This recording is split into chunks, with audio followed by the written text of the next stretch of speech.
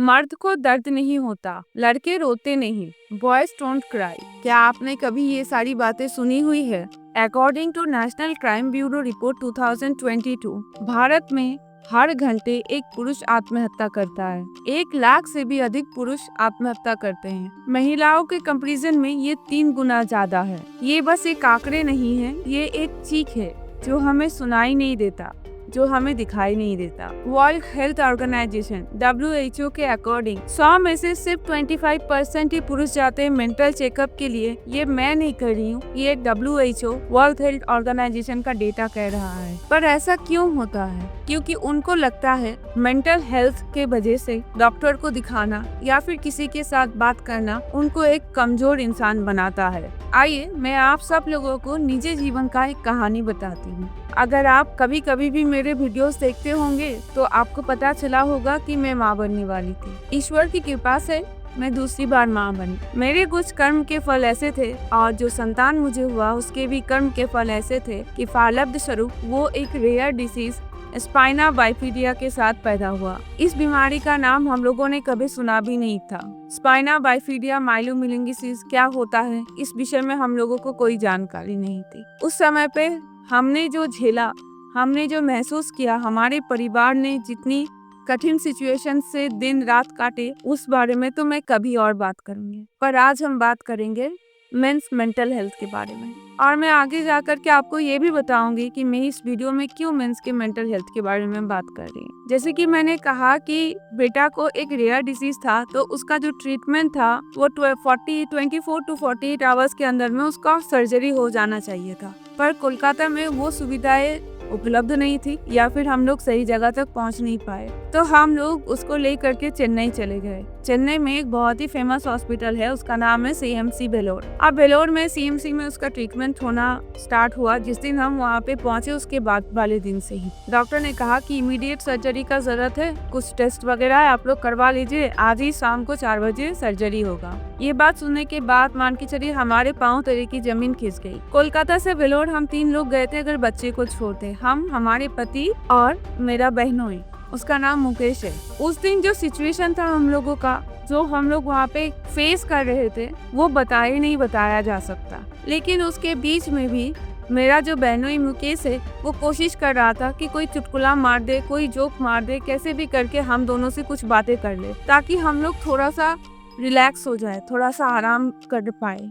उसने आधा लीटर खून डोनेट किया बिना खाना पीना खाए कि कहीं बच्चे को खून की जरूरत पड़ जाए तो हॉस्पिटल बिना झिझक के उसको दे दे। उस सिचुएशन में भी मेरे पति ने इस बात का ख्याल रखा कि मैं खाना खा रही हूँ कि नहीं, मेरे को चाय चाहिए, कॉफी चाहिए, क्या कुछ भी चाहिए, वो मेरे को बार बार करके पूछते ही रह रहे थे।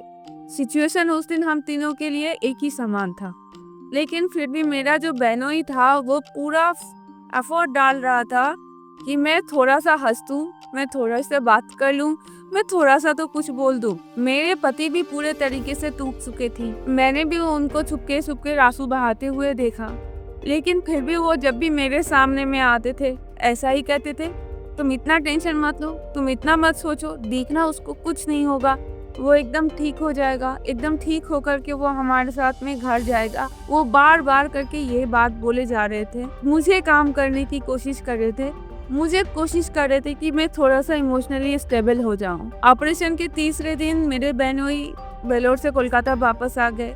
एक्चुअली उसकी भी एक छोटी सी गुड़िया रानी है हमारी, तो वो भी बार करके पापा करके रोना धोना कर रही थी और उनके कुछ काम भी थे। आ गए बहनोई के वापस आ जाने के बाद मेरे पति पे और मुझ पे बहुत ज्यादा प्रेशर पड़ रहा था, फिजिकली, मेंटली, इमोशनली, हम बता नहीं सकते कि क्या पड़ रहा था। मेरे बाबूजी को 2019 में कोविड हुआ था। उस कोविड में तो उनको कुछ खास असर नहीं पड़ा, लेकिन कोविड के बाद ना उनका शरीर टूट सा गया, वो लगातार बीमार पड़ने लगे और वो बीमार रहते थे। जिस समय पे मैं यहाँ से गई थी उस समय पे भी बाबूजी बीमार ही थे। फिर भी मैंने बाबूजी को फोन किया कि बाबूजी आप लोग आ सकते हो क्या, मैं यहाँ पे नहीं संभाल पा रही हूँ, हम लोग यहाँ पे नहीं संभाल पा रहे। मेरे बाबूजी बोले जरूरत लगेगा तो जरूर आएंगे। ये बात होने के तीसरे दिन मेरे बाबूजी मेरी मम्मी को लेकर, मेरे बड़े बेटों को लेकर के वेलोर पहुंच समझ गई। बाबूजी हर रोज हॉस्पिटल में मेरे से मिलने आते, हर रोज आकर के मेरे को शाबाशी देते, तरह तरह की कहानियां बोलते, तरह तरह की बातें करते, ये पूछते कि आगे का तुम्हारा क्या प्लान है, किस तरीके से तुम क्या करोगी बताओ। वो बीमारी के बारे में, उस सिचुएशन के बारे में बहुत कम बात करते। वो ऐसी बातें करते ताकि मुझे स्ट्रेंथ मिले। एक बीमार इंसान वहाँ पे खड़ा होकर के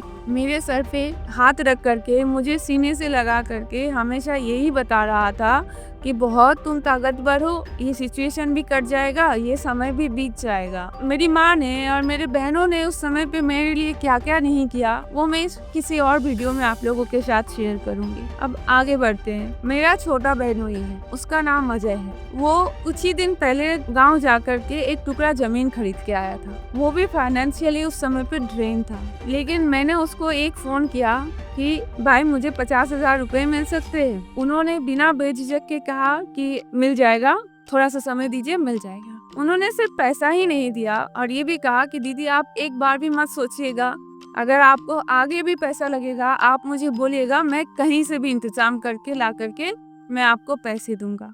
वो मुझसे बहुत दूर था, वो बंदा दिल्ली में रहता है और दिल्ली में रह के उसने मेरे को इतना आश्वस्त किया कि आप पैसे की टेंशन मत कीजिएगा, आपको जब पैसा लगेगा, जब भी लगेगा आप बोलिएगा, मैं कहीं से भी इंतजाम करके दूंगा।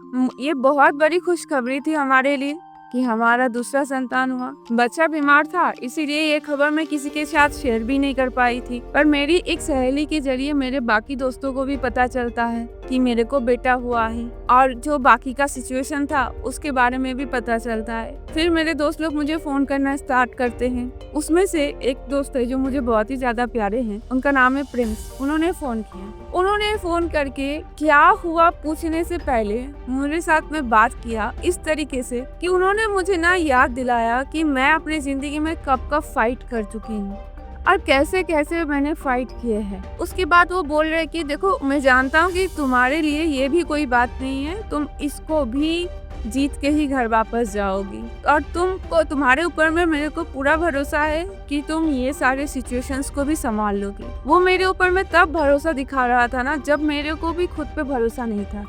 सिचुएशन कुछ ऐसे थे कि क्या ही बताए, लेकिन उसने तभी भी मेरे ऊपर में भरोसा दिखाया, बोला कि देखना कुछ नहीं होगा, हर बार जैसे तुम फाइट को जीतती हो इस बार भी तुम ही फाइट को जीत। अब मैं आप लोगों को ये बता रही हूँ कि मैंने ये वीडियो आज क्यों बनाया। हॉस्पिटल से वापस आने के बाद भी मैं हमेशा रोती रहती थी। मैं जब भी अकेली होती थी मेरे आंखों से आंसू गिरने लगते थे, क्योंकि मैंने हॉस्पिटल में वो सारी चीजें देखी ना जिनके बारे में मैं कभी सोच भी नहीं सकती थी। मेरे कल्पना से भी परे, मेरे इमेजिनेशन से भी जो चीजें परे था। मैं हमेशा रोती रहती थी, ब्लेम करती रहती थी। मुझे नहीं पता होता है कि मैं आगे कैसे काम करूंगी, किस तरीके से करूंगी, किस तरीके से रहूंगी। मैं खुद को कोसती रहती थी और जब भी मेरे पति मुझे देखते थे एक ही बात बोलते, तुम इतना टेंशन मत ले, तुम्हारा खुश रहना बहुत ज्यादा जरूरी है बच्चे का ख्याल रखने के लिए। तुम एक बहुत अच्छी माँ हो, तुम बहुत अच्छा करती हो, तुम इतना टेंशन मत लो, तुम देखना तुम्हें कुछ नहीं होगा। बात यह है कि मैंने जो सिचुएशन फेस किया है मेरे पति ने भी वो सारे सिचुएशन फेस किए थे। मैं एक दिन घर में चुपचाप बैठी हुई थी, मेरे पति उस समय ऑफिस में थे। मैं याद कर रही थी कि क्या क्या हुआ और कैसे कैसे हुआ, ऑटोमेटिकली याद आ ही जा रही थी।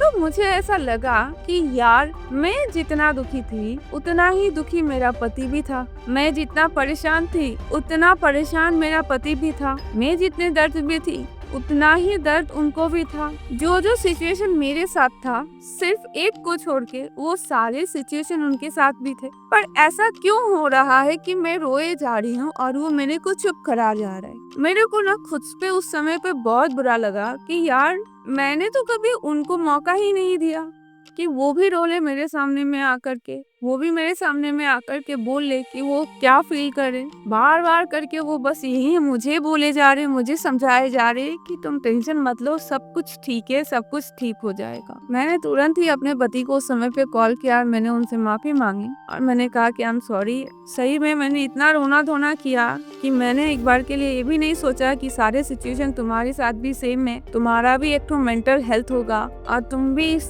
इस तरीके से कैसे उबर पाए होगे, इसके बारे में मैंने तुमसे कभी पूछा ही नहीं। मुझे इस बात के लिए माफ कर देना। मेरे पति उस वक्त भी फोन पे यही रिस्पॉन्स करे कि तुमने बहुत ज्यादा परेशानियों का सामना किया है, तुमने बहुत ज्यादा सिचुएशन को देखा है, तुम मुझसे माफी मत मांगो। तुम्हारी जगह पे मैं होता तो शायद मैं भी यही करता। मेरी कुछ पढ़ाई लिखाई ऐसी रही है और मैं पर्सनली भी एक बहुत ही ज़्यादा सेंसिटिव इंसान हूँ, लेकिन फिर भी जब सिचुएशन पर आना मैं भी नरम पड़ गई और मैंने भी सब कुछ मान के चलो एक तरीके से अपने पति पे छोड़ दिया कि नहीं, वो आकर के मुझे संभाल ले। मैं हर एक महिला से, हर एक स्त्री से, हर एक लड़की से ये रिक्वेस्ट करती हूँ कि आपके ज़िंदगी में जो भी पुरुष है, जो भी मेल है, जो भी आपके पति है, पापा है, दोस्त है, बंधु है, आपके भाई है, कभी कभी उनके साथ में बैठ जाइए, उनके साथ में बात कर लीजिए और एक आध बार पूछ लीजिए आपका मन कैसा है, आप ठीक तो हो ना मानसिक रूप से, आपको कोई समस्या तो नहीं है, आप किसी तकलीफ में तो नहीं हो ना। और मैं हर एक पुरुष से निवेदन करती हूँ, आपके मन में अगर कोई बात है जो आप लोगों को पीड़ा दे रही है, जिसके वजह से आपको तकलीफ हो रहा है, दर्द हो रहा है, आप अपने पत्नी से, अपने माँ से, अपने बहन से, अपने भाई से, आप अपनी गर्लफ्रेंड से, अपने फ्रेंड से अपने साफ दिल की बात को खोल के तो रखिए। हमारी सबसे ज्यादा लड़ाई आपके साथ इसी बात पे होती है कि आप तो बात ही नहीं करते। और ये जो आप लोगों की सोच होती है ना कि मैं अगर अपनी प्रॉब्लम बताऊंगा तो वो भी, सामने वाला इंसान भी दुखी हो जाएगा, सामने वाला इंसान भी कमजोर पड़ जाएगा। दुखी होने दीजिए, कमजोर पड़ने दीजिए। परिवार का नाम यही है। ये कोई सिस्टम नहीं होता कि दुख हम अकेले उठाएंगे और सुख जो है वो सबके साथ बैठ करके सेलिब्रेट करेंगे। दुखी होते हैं, होने दीजिए। आपके सुख में, आपके दुख में उनका समान का अधिकार है, चाहे वो आपके पत्नी हो, चाहे आपके माता हो, पिता हो, या फिर आपके परिवार में हो, आपके दोस्त हो, जो भी होना क्यों। और अगर बोलने से बात बिगड़ भी जाती है ना, फिर भी बिगड़ जाने दीजिए। जिंदगी बिगड़ जाने से अच्छा यही है कि घर के हालात, घर के माहौल कुछ देर के लिए बिगड़ जाए। बात करना कमजोरी की निशानी नहीं है, बात करना हिम्मत की निशानी है। मर्द को दर्द होता है, हम ये जानते हैं और हम आपका दर्द बांटना भी चाहते।